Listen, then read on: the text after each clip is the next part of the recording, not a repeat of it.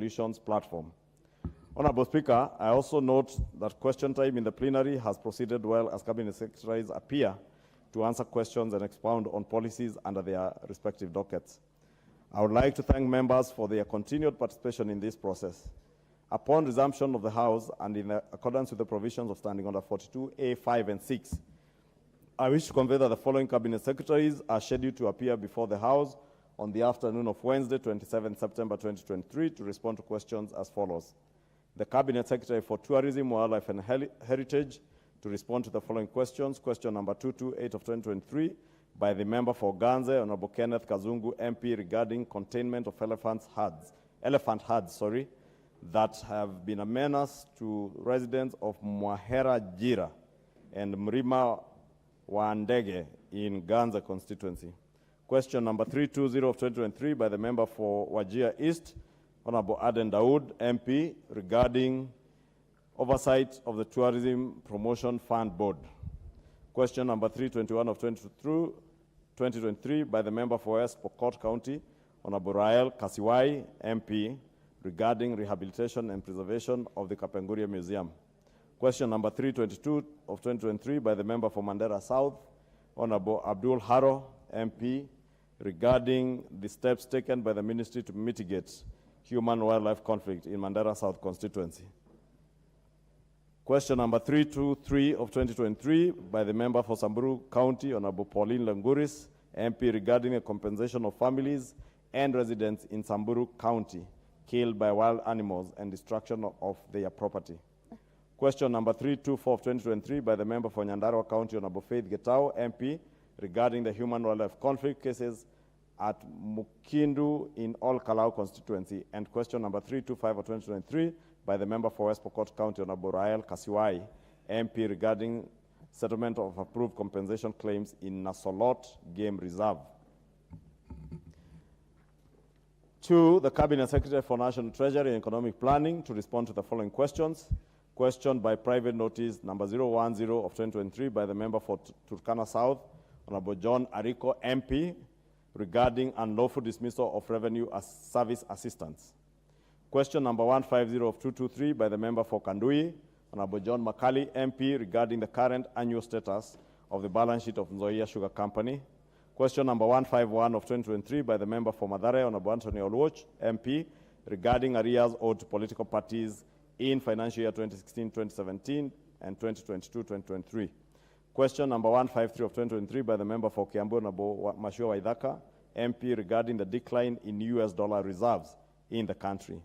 Question number 215 of 2023 by the member for Ugunja, Honorable Pio Wandai, CBS, MP, Leader of Minority, regarding delay in disbursement of the equitable revenue share to counties.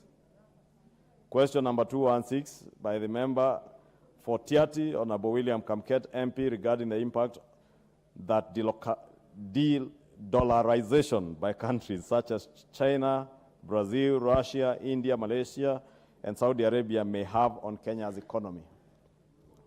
Question number 217 of 2023 by the member for Wajir East, Honorable Aden Daoud, MP, regarding non-disclosure of merchants' fees and penalties charged on credit/debit cards. Question number 294 of 2023 by the member for Awendo, Honorable John Owino, MP, regarding proposed privatization plan which includes the sale of South Nyanza Sugar Company nuclear land. Question number 295 of 2023 by the member for Balambala, Honorable Abdi Shurie, MP, regarding refusal of cash payments by certain business establishments. Question number 296 of 2023 by the member for Katundo South, Honorable Gabriel Kagombe, MP, regarding delayed disbursement of funds to the National Youth Service. Question number 297 of 2023 by the member for Madhioya, Honorable Edwin Mogo, MP, regarding recruitment of revenue service assistants by KRA. Question number 354 of 2023 by the member for Dagoretti North, Honorable Beatrice Elachi, MP, regarding the impact of import fees levied on raw materials under the crops, nuts and oil crops regulations of 2020. And lastly, question number 356 of 2023 by the nominated member, Honorable Dorothy Ikiara, MP, regarding delay in payment of pension to retired teachers. Honorable Speaker, the House Business Committee will reconvene on Tuesday, 26 September 2023 to schedule business for the rest of the week. Honorable Speaker, in conclusion, as we proceed for the long recess, it is important to note that in case of any urgent business that requires the attention of the House, members may be recalled for a special sitting pursuant to the provisions of Standing Order 29. On behalf of the House Business Committee, I now wish to wish members a wonderful recess period as they spend time with their families, rejuvenate, and also continue to discharge their parliamentary and constituency obligations, and as they spend valuable time engaging with members of their constituencies in public participation during the recess period in preparation of the submittal of NGCDF proposals from all the constituencies. I now wish to lay this statement on the table of the House. Thank you, Honorable Speaker. Honorable Speaker, as I also wish members on behalf of the House Business Committee, also on my own behalf, let me wish members a restful recess and also a busy one as we engage with our constituents, and also to remind you, as the House Business Committee notes in that statement, that we will now have time over this recess to engage in public participation exercises over our proposals for the next financial year. Honorable Speaker, with your permission, I can proceed to the statement from the Cabinet Secretary for Foreign Relations, Diaspora Affairs, Dr. Alfred Mutua, EGH, on the court-martialing and conviction of certain Kenyans in the Republic of Uganda. Rather a long one, Honorable Speaker, 3 pages also. No, you may proceed. I think it would be unfair not to read it in full. I think read it in full. I don't think you have authority to edit the Cabinet Secretary's document. Well, he has started with a huge background, Honorable Speaker. And he says in March 2022, 8 Turkana herders were arrested in Kotido in the Karamoja area on suspicion of killing 3 Ugandan geologists and 2 Uganda People's Defense Forces, UPDLF soldiers, who were guarding the geologists in Lokisilei village in Lotisan sub-county in Moroto district. The 8 Kenyans denied the charges and informed the Ugandan side that those who had committed the offense had returned to Kenya with the weapons of the 2 deceased UPDF soldiers. As a result, the 8 accused were found guilty of possessing weapons at a court-martial in Moroto in April 2022 and sentenced to 20 years in prison. The Ugandan authorities have consistently appealed to the Kenyan side to arrest the perpetrators of the killing of the 3 geologists and the 2 Ugandan soldiers, but this has not yet been actualized by the Kenyan side. It should be highlighted that while Kenyan authorities have made steps to recover and return firearms stolen from Ugandan security forces, they have yet to apprehend the perpetrators of the killings. On 8 April 2023, the UPDF conducted a cordon and search operation within Turkana kraals in the areas of Lokiriaut, Rupa, and Naput in Moroto districts and seized 27 AK-47 rifles, 1 self-loading rifle, SLR, as well as 751 rounds of ammunition, 32 magazines, 3 sets of UPDF uniform, and 19 bows and arrows. Consequently, 32 Turkana herdsmen were arrested and brought to Moroto barracks to face court-martial for the offense of possession of illegal firearms. All 32 suspects were rushed through a court-martial process on 11 April 2023 and sentenced to 10 years for each of the 2 counts of illegal possession of firearms and ammunition. An important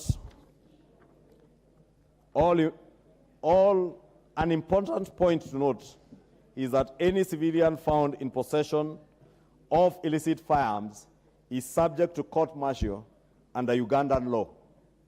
Specifically, the Uganda People's Defense Forces UPDF Act, because the government deems them to be combatants. Government interventions. On 20th February 2023, a delegation from Kenya led by Ms. Rebecca Miano, the Cabinet Secretary for East African Community, Arid and Semi-Arid Lands and Regional Development, arrived in Moroto, Uganda, to negotiate the release of the Turkana herders with a delegation from Uganda led by General Salim Saleh. The matter escalated when His Excellency President Museveni responded by issuing a directive on March 3rd, 2023, stating unequivocally that the problem of the geologist's murder must be addressed before Uganda discusses the issue of amnesty and release of the Kenyan detainees. This was followed by Executive Order number 3 of 2023, issued on May 18, 2023, which, among other things, gave Kenya 6 months to answer to the matter of the geologist's murder. Otherwise, Turkanas would not be allowed to graze in Uganda. President Museveni also spotlighted Uganda's strategic plan to end nomadism and was interested in knowing the plan on the Kenyan side, as well as how long Kenya expects Uganda to allow Turkanas to graze in Uganda. Consular services extended. On the 24th June 2023, the Kenya High Commission in Kampala, through the KDF liaison office in Moroto, arranged for a team of Turkana leaders, led by Honorable Imana, and 2 KDF liaison officers to visit the inmates. The team went to Jinja Main Prison and Kitalia Maximum Prison, where the Turkana herders are incarcerated. All the inmates were found to be in good health. They were, however, requested to be relocated to a warmer place, and one that is more accommodating to Kenyan inmates in terms of language, such as Moroto Prison. The mission made the request to the Ugandan government and is still awaiting a response, but is actively following up. The Kenya High Commission in Uganda made consular visits to Murchison Bay Prison on 3rd July 2023 and Jinja Main Prison on 10th July 2023, and distributed basic supplies not only to Turkanas, but also other Kenyans in the 2 jails. The Turkana County government leadership has hired a lawyer in Kampala and filed an appeal in the matter on 20th April 2023 through Ms. Asingwire and Kakuru Advocates. The appeal lodged within the 14-day window of appeal was filed to the General Court Martial at Makindye, which is the only available avenue to appeal under Ugandan law. The court is here to respond on the hearing date, but the advocate is pursuing the matter. Another appeal was lodged through the prison internal mechanism, but was filed late. The Kenya High Commission in Kampala is in contact with the welfare officers of each of the prisons where the herders are being held, and will continue to arrange for relatives and Turkana leaders to visit the incarcerated individuals, as well as to provide consular services to all Kenyans in various Ugandan prisons in accordance with the protocols of the Ministry of Foreign Affairs of Uganda. In conclusion, Honorable Speaker, on January 18, 2018, Kenya and Uganda signed an MOU on a cross-border program for sustainable peace and development to encourage the closer interaction between the border communities of Turkana and Pokot in Kenya and Karamoja in Uganda. The MOU also aims to combat the illegal flow of small arms and light weapons in the region. This framework is what allows Kenyans to cross over to Uganda in order to access grazing areas and watering points. However, Uganda expressly forbids Kenyans to cross over with weapons. Currently, the case of the Turkana herders is being escalated to the highest level of the executive of both countries. His Excellency President Museveni has given conditions for amnesty discussions. The first condition is that Kenya arrests those who killed the 3 Ugandan geologists and the 2 UPDF soldiers. In the event that this is not accomplished, His Excellency President Museveni has asked Kenya to make reparations to the families of those deceased before any deliberations on amnesty for the detained Kenyans can commence. Lastly, Honorable Speaker, Kenya's top leadership is seized of the matter and has asked for its speedy resolution. Dr. Alfred N. Mutua, EGH Cabinet Secretary for Foreign Affairs and Diaspora Affairs, has been in contact with his Ugandan counterpart, and a physical meeting will be organized in full appreciation of the urgency and severity of the matter. Thank you, Honorable Speaker. That is a response on the issue of the incarcerated Ugandans. Please allow so that I take a glass of water. Yes, Leader of Majority, and then I'll come to you. Let me thank you, Madam Speaker, and the Leader of Majority for that elaborate statement. I just have one concern. It would appear that we are getting into these talks with Uganda from a very weak position as a country, because what we are hearing are just ultimatum after ultimatum, condition after condition.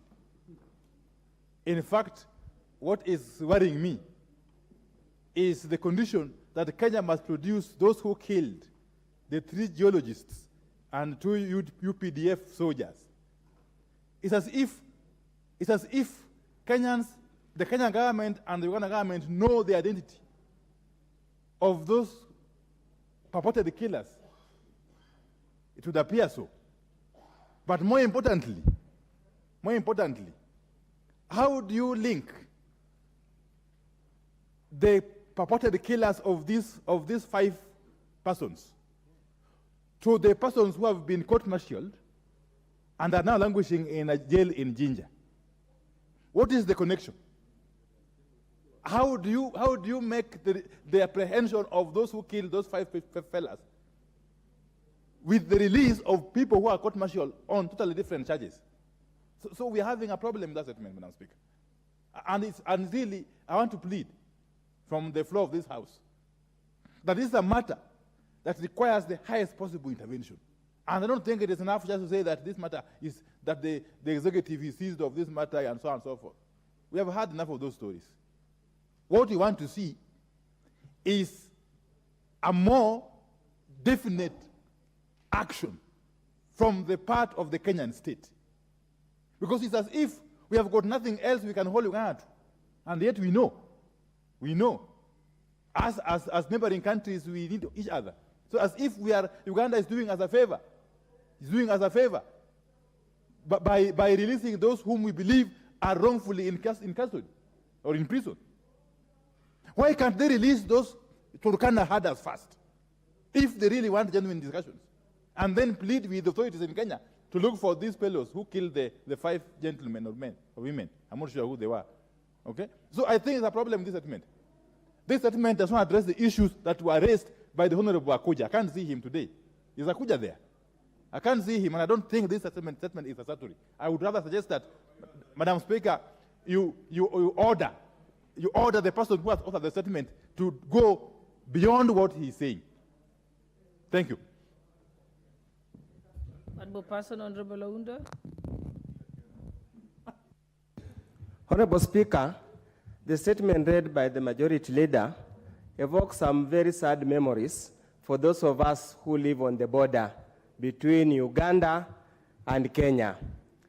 We are constrained because of the standing order and the law not to discuss adversely the behavior of a foreign or friendly country, but would have very, very unkind words about the behavior and action of the soldiers and the Ugandan government as a whole. Honorable Speaker, indeed using innocent people or innocent herders as a bait for people purported to have committed heinous crime is an act of abuse of human rights. Honorable Speaker, indeed, as a minority leader has clearly stated, the response seems to be so cowardly, you would imagine that Kenya is subservient, is afraid of the government of Uganda. We need to act decisively because we have got economic power, we have got military power beyond what Ugandan can do. Honorable Speaker, in the ordering of things, our legal system is far much superior compared to Ugandan system, and therefore releasing our members to go and get tried in a ragtag country, proper judicial system like that of Uganda, is actually demeaning the status of the country called Kenya. Honorable Speaker, as I stand today, about 3 weeks ago, the Ugandan soldiers invaded all the way to Busembe Beach and Bumbe Beach within the waters of Kenya and grabbed innocent fishermen and took them to Uganda. Honorable Speaker, it has been damn expensive going to get these Kenyans who have been unlawfully arrested and incarcerated in jails in Uganda to bring them back to Kenya. Honorable Speaker, there are harrowing stories, how they're beaten on the stomach, how they're forced to eat raw fish, and those kind of harrowing stories we cannot allow our people. I think it has gotten time that the leadership that be, the one that hold the levers in the executive, to call the Ugandan government to order so that we live together as friendly neighbors instead of being looked as if we have no mighty to address these challenges. I sincerely believe and hope that the Cabinet Secretary in charge of Foreign Affairs and all those in charge of, security take serious action in respect of this matter. Thank you, Honorable Speaker. Member for Turkana East.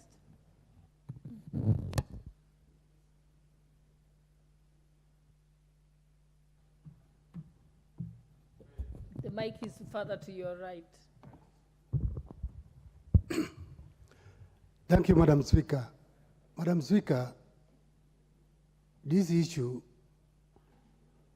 which it has been discussed after being brought by Honorable Akuja. Madam Speaker, according to the report by our majority leader this afternoon, Madam Speaker, according to the report and the condition given by the Ugandan government, Madam Speaker, it looks like the Uganda government, they know these Turkana herdsmen, they are innocent. The president himself says he's giving our country a demand that if our country will bring the killers of the 5 Kenyan Uganda citizens, these Turkana herders will be released. This looks like the Ugandan government, they have no case on these herders, and they are just trying to retain them just because they were found in their country, raising their livestock.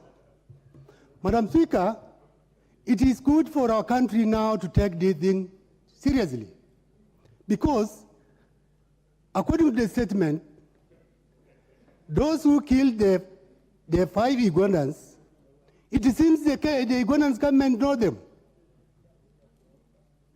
And this incident happened in Uganda. Why is Uganda giving the Kenyan government condition that they need to bring the 5 killers?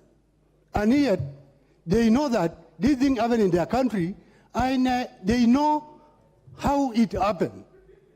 Madam Speaker, it happened one time, one day delegation which went to Uganda over the same issue. I was among the delegates who went to Uganda at that time. The place where these others were and where the 5 Ugandans were killed, it was far away. So they need to differentiate between the 2 incidents of these others being caught with their guns and the issue of the killing of the 5 Ugandans. Madam Speaker, this is a different story. Our country needs to take it seriously, because we cannot just leave it the way it is, where we are being given a condition, the condition which it has no truth in it. The way you can look at it, and we need to provide these 5, the killers of the 5 Ugandans. How? This thing happened in Uganda. The Turkana others, they were far away from where the incident took place. I went there personally. And we really urge you to talk to those guys, the officers from the Ugandan side, and it seems like there was no truth in it. And from that day, they were even worried about where these guys they were caught. Because we argued with them, and it reached a point whereby there were people, they were innocent. So there were liaison officer in Uganda, our KDF liaison officer in Uganda, must also tell the government the truth, how this thing happened, where the place of the incident, and where these others they were grazing their livestock. Because the issue of carrying of the guns to Uganda, our people, they are being raided in Uganda in the name of they are bringing guns to Uganda. Where are the guns which raid our people in Uganda comes from? If the government of Uganda, they are saying people in their country, they don't carry guns. Madam Speaker, this thing must be looked in a different way. We cannot leave this matter and our people, they are dying in those cells without being given justice. We need our people to be given justice, to be taken to the court of law, so that they can be tried to be found guilty or not. Because the way they were taken there, nobody has found them guilty. They were just taken from the barracks to the cells. And nobody knows even if they went in through any justice in their country.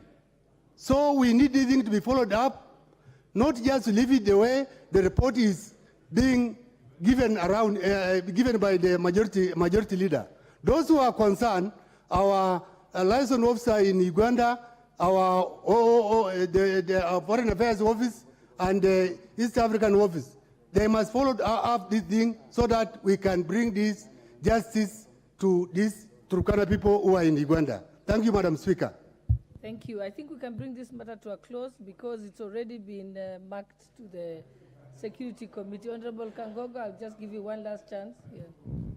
If you can keep it in under 5 minutes. Thank you, Madam Speaker.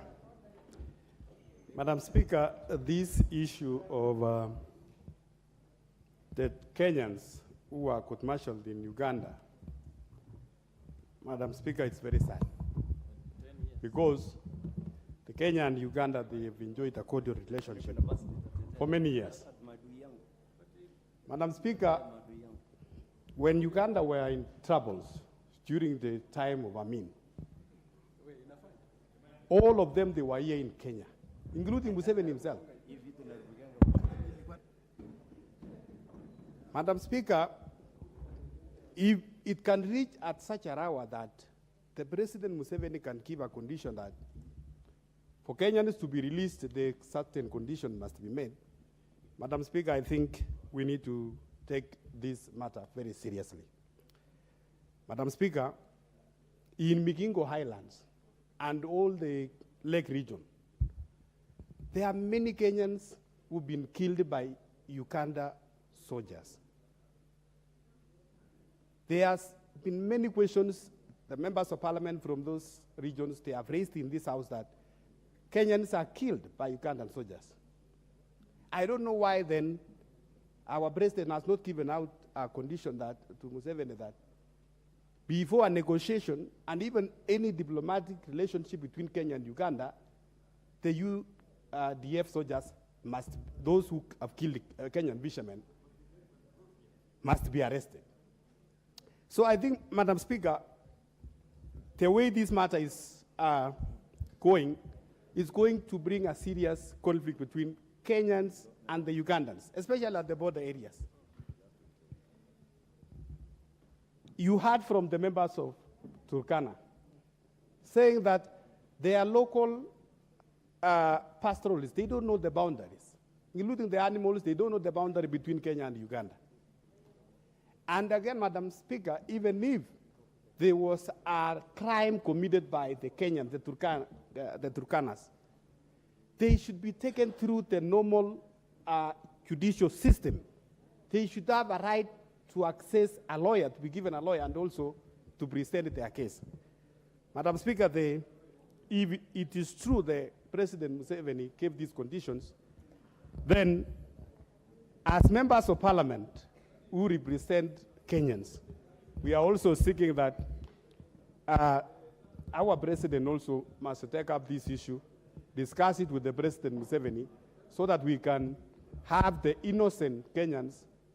There might be some few, 2 or 3 criminals, which we cannot deny, but not to court-martial the entire almost 50 Kenyans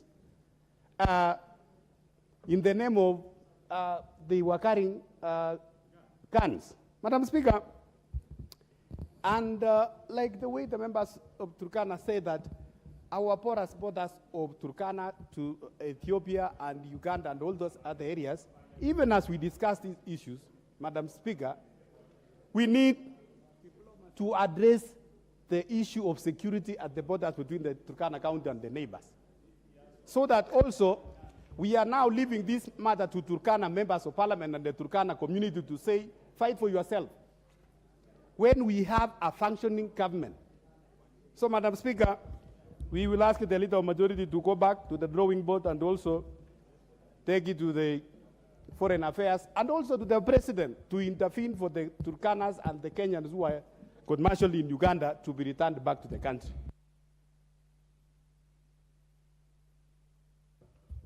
Okay, I'll just indulge you, Honorable Pukose, and then we... Yes, what's your point of order, Majority Leader? Honorable Speaker, you know this is a very sensitive matter because it involves the head of state of a friendly country and also involves diplomatic channels of a friendly country and a neighbor. I would really plead, Honorable Speaker, that we now limit the sort of things that we are saying in relation to this matter, and because it is bound now to get to levels where we will start discussing, from the way the debate is going, a president of a friendly state.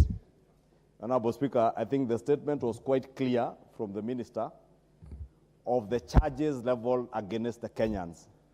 They have not been charged with killing anybody. They have been charged with possession of firearms and made it clear that under the Ugandan law, specifically the UPDF Act, you are considered to be an armed combatant if you are arrested with a firearm. Therefore, as to the innocence or guilt of the Kenyans incarcerated, I think we should leave it to competent courts in Uganda for review of their court case.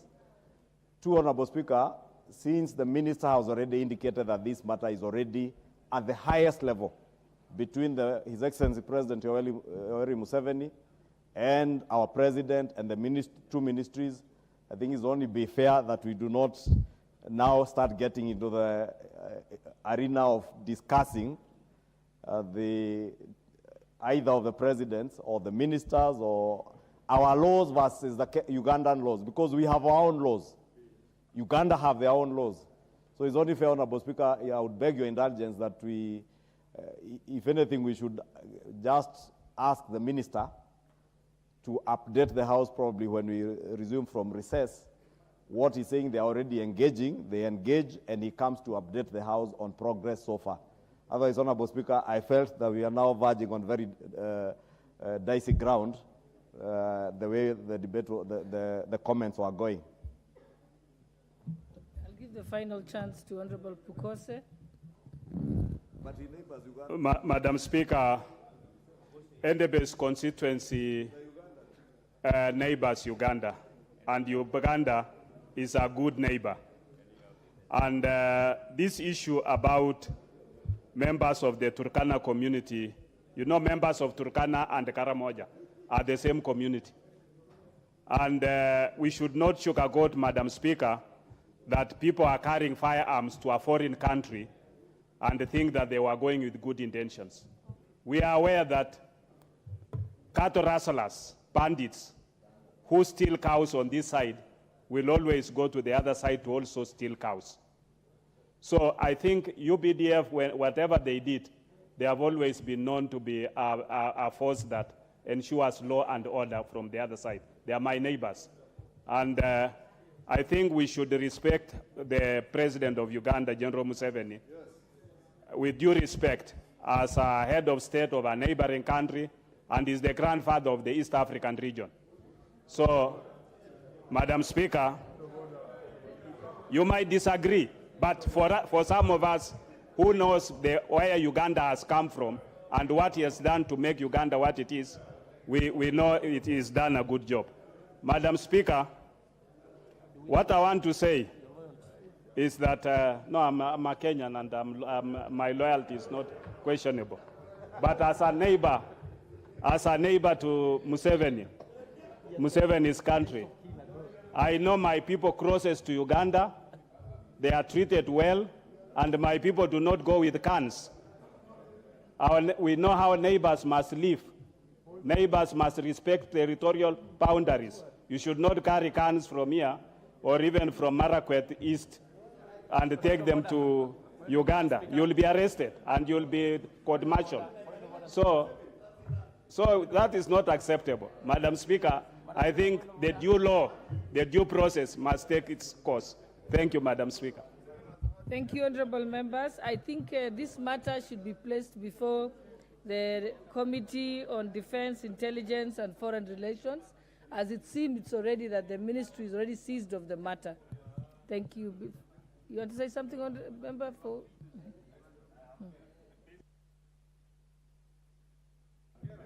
okay. Oh, you haven't completed about Kera. Thank you, Honorable Speaker. Thank you, Honorable Speaker. And I'll move on to the next statement from the Ministry of Education on the question of university admissions. And they have addressed the issue of IPRS validation for applicants, parents, and guarantors, saying the system is taking too long to validate IDs and is at times completely down for several hours. Hence, applicants cannot register at the portal in order to proceed with applications. The implication of this, Honorable Speaker, is that identification numbers takes a long time to validate or doesn't validate at all. Hence, applicants can't register at the application portal. Newly acquired ID numbers are also not readily available in the system, hence hindering the application progress. On the intervention, Honorable Speaker, I say that the IPRS is to review their system to try and accommodate the traffic flowing through the portal during this application period. Newly acquired IDs are being updated in the IPRS system from National Registration Bureau. The Ministry of Education has already written to the Cabinet Secretary, Ministry of Interior, National Administration to address this issue, and they have attached that statement. Honorable Speaker, on the question of undeclared courses at COOPs, the Kenya University and Colleges Placement Services by institutions, students who have admission letters with courses that are not declared with COOPs portal, hence cannot be found in the application portal during application. The institutions are to update all courses and their costs with COOPs before Monday, August 28, 2023. On the huge traffic in the application portal, they concur that there is indeed huge traffic in the application portal caused by numerous concurrent applications. The situation has been exacerbated this week because some institutions are due to commence the academic year of 2023-2024, and therefore many students are logging into the system almost at the same time. The ministry is continuously monitoring and adjusting the system for optimal performance to ensure that all students are able to access the system as they log in. On loan application forms, attachments, the difficulty of applicants using varying scanning technology, the difficulty emanates from applicants using varying scanning technologies and formats, leading to difficulties in uploading the documents and inability to complete the applications. Applicants therefore cannot complete the application process of applying for the loans. A standardization software is being implemented to manage the various formats of attachments coming through. Meanwhile, applicants are being redirected to an online tool to assist in the conversion to the right format. Honorable Speaker, they also indicate that there are also incidents of applicants using wrong email addresses, and they are continuously educating the applicants, especially students and parents, on how to deal with this, together with the issue of double registration for some students who are putting in their IDs twice. On the question of to clarify how students under the age of 18 years can access funding in the absence of official identification documents, they say that the students without national identity cards will be required to apply for scholarships and loans with their KCSE index number and birth certificate. Once the student is categorized under the new funding model, the scholarship will be awarded and sent to the university or college, while the HELB loan will be set aside to finance them as soon as they submit their national ID. Universities and colleges have been advised accordingly on the arrangement and are expected to admit the students. Honorable Speaker, what that means from my engagement with the CS is that the issue that was there, that students who are under the age of 18, and they know it is a definite number of about 1,900 and something students, approximately 1,000 students, they will be granted full scholarship in the first year. And subsequently, once they acquire their IDs, because some are turning 18 next year, some later this year, they will be given the HELB loans and they will fund their subsequent years as they review the scholarship bits, depending on your ability. And they have already issued a memo to all our vice chancellors to ensure that no student misses admission on account of being under the age of 18 years. The difficulty with this, Honorable Speaker, is that they cannot get into a contractual arrangement or contractual agreement with minors. And under our laws, unless we are to review, anyone under the age of 18 years is considered to be a minor and therefore cannot get into a contractual agreement for a loan with the Higher Education Loans Board. But upon the attainment of the age of 18, they have committed to award them loans and therefore consequently probably reduce their scholarship bit depending on your ability, since the new funding model is student-centered, as they put it. The father said that the provision of the loan is a contractual, basically that's what I was explaining. The provision of the loan is a contractual arrangement between the Higher Education Loans Board and the student. Since the law does not allow contracts with minors, the loans for those without identity cards will not be disbursed until identity cards are provided. The students falling under this category are approximately 1,000 students. From experience, these students would receive their identity cards within their first year of study. On the issue of clear and easily understood guidelines differentiating the processes for applying for HELP funds and scholarships, they say the application process for scholarships and loans is the same, made on the same portal through the website www.hef.co.ke. The application portal is self-guiding with clear steps and alternatives. Applicants are given the opportunity to apply for a scholarship or a loan or both. The information provided by the applicant is broadly the same, apart from the fact that loan applicants will require 2 guarantors. Honorable Speaker, may I also mention I have a very detailed, Honorable Speaker, Honorable Kangogo has invaded my territory here and disarranged all my papers. A very detailed 48-page document that the CS delivered to the Committee of Education this morning, addressing many of those issues. And I will table this document should any member seek to get information, including steps the ministry is taking in line with what members are asking here. What is it that they are doing for publicity strategies to inform Kenyans through traditional media channels, print, TV, radios, community radio stations, digital channels, bulk SMS to both university and TVET students, online forums, web, even Twitter spaces, mashinani initiatives, churches, chiefs, mosques, Huduma centers and Huduma center cyber cafes. There are various strategies they are using to ensure that they disseminate as much information to our students. So it would be good to inform our students back in our constituencies as we go on recess to access this information either from Huduma centers, through the ministry website, other portals of Higher Education Loans Board, and COOPs. All that information is here, and I'll be tabling these documents, Honorable Speaker, for members to be able to get a look at it and disseminate the same information to our constituents, many of whom are our voters, even those without identity cards. There are 1,000 students, Honorable Speaker. By the time we get to the next elections, they will be voters. So you'll be serving your voters by disseminating this information to them, Honorable Speaker. Honorable Speaker, if you allow me to move.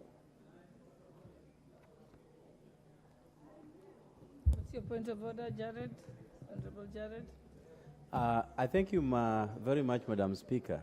We can all recall that I did make a statement yesterday concerning this issue that the majority leader has ably given an explanation on.